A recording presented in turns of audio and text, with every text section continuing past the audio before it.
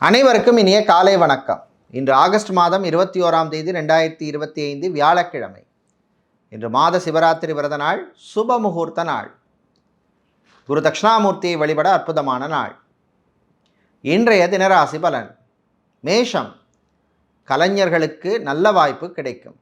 ரிஷபம், தன்னம்பிக்கை வளரும். மிதுனம், முயற்சியால் முன்னேறும் நாள். கடகம், விரய செலவு வந்து சேரும். சிம்மம், உத்தியோகத்தில் கவனம் தேவை.